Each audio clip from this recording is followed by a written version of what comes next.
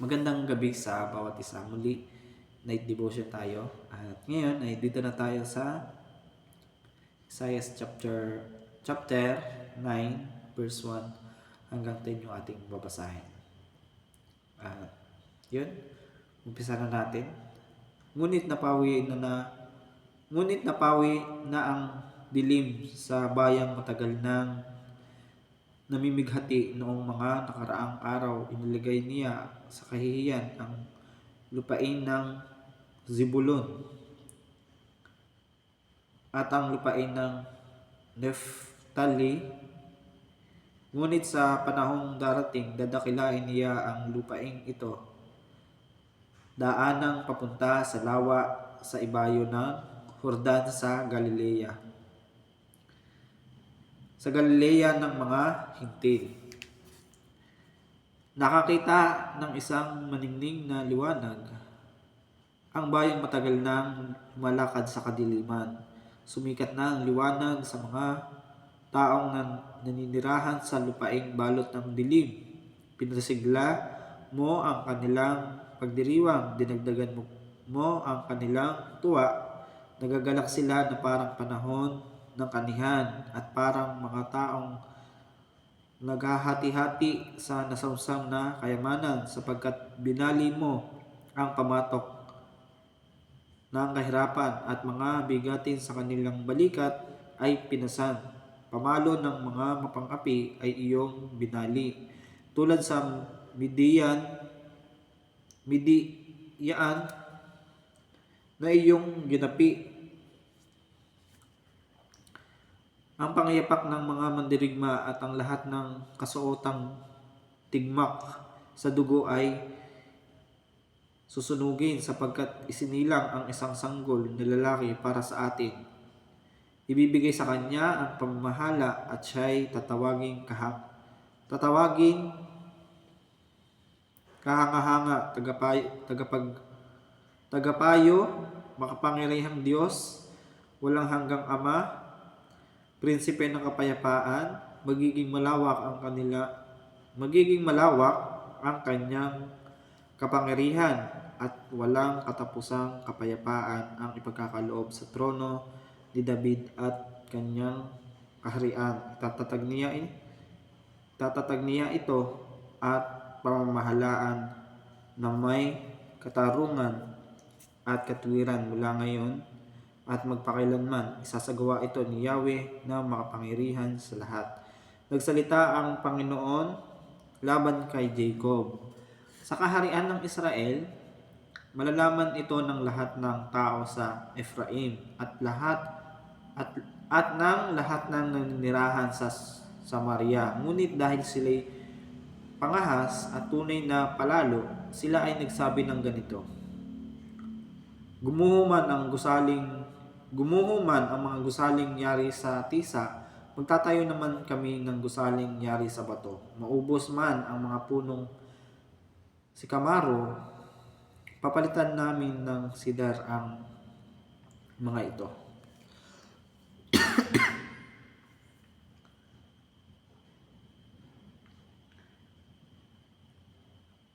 Mula verse 1 hanggang verse 10 ng Isaiah chapter 9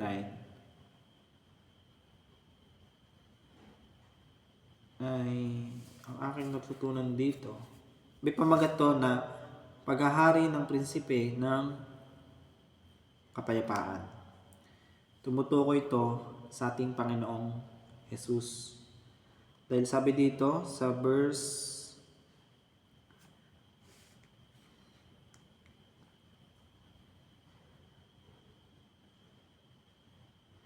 sapagkat isinilang ang isang sanggol na lalaki para sa atin. Ibibigay sa kanya ang pamamahala at siya'y tatawaging kahanga-hanga, makapangyarihang Diyos, walang hanggang Ama, prinsipe ng kapayapaan. Base dito sa aking binasa sa verse 6, sapagkat isinilang ang isang sanggol na lalaki para sa atin, ibinigay sa kanya ang pamamahala,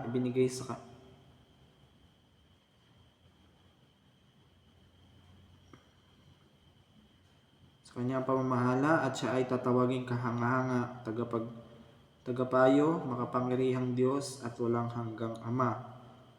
Prinsipe ng kapayapaan, magiging malawak ang kanyang kapangyarihan at walang katapusan.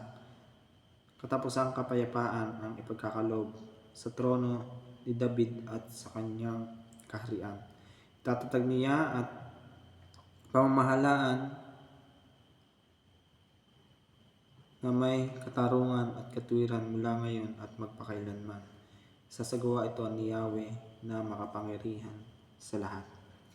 Yun nga po, pagkakaintindi ko po dito sa verse 6 hanggang 7 ay tumutukoy po ito sa ating Panginoong Jesus. Sinilang na ang isang lalaking sanggol na para sa atin ibinigay. Yun po yung pagkakaintindi ko po dito sa chapter 9 verse 6 to 7 ng Isaias. At ang aking pong natutunan dito sa verse 1 hanggang 10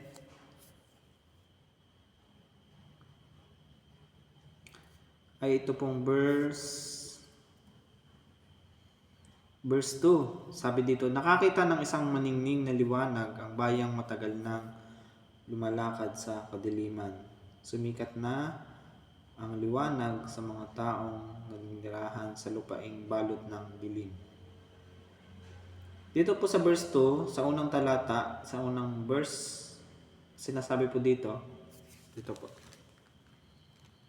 Medyo malabo po siya, pero sabi dito, nakakita ng isang maningning na liwanag ang bayang matagal nang lumalakad sa dilim. Ang pagkakaunawa ko po dito, at nakita ko po ito sa aking sarili, nakakita po ako ng liwanag na matagal nang hindi ko na nasisilayan. Kumbaga, lumalakad po ako sa kadiliman. Kumbaga, hindi naman po yung literal na kadiliman na talagang as in gumagawa ng kung ano. Kumbaga, yung kadiliman, yung nasa negatibong kaisipan, pagiging tawag doon, suwail. Yun. Mula po nung ako po ay nakapakinig ng salita ng Panginoon, nakakita po ako ng liwanag na, yung liwanag na kumbaga panibagong pag-asa sa buhay. Na isang katulad kong kabataan na walang masyadong pinag-aralan or tawag doon, isang kabataang walang direksyon. Ngunit nung ako po ay nakapakinig ng mga itinuturo ng aking pastor, nakita ko ng liwanag na maningning na liwanag sa aking kaisipan na yung isang kabataan na katulad ko ay meron pa palang pag-asa.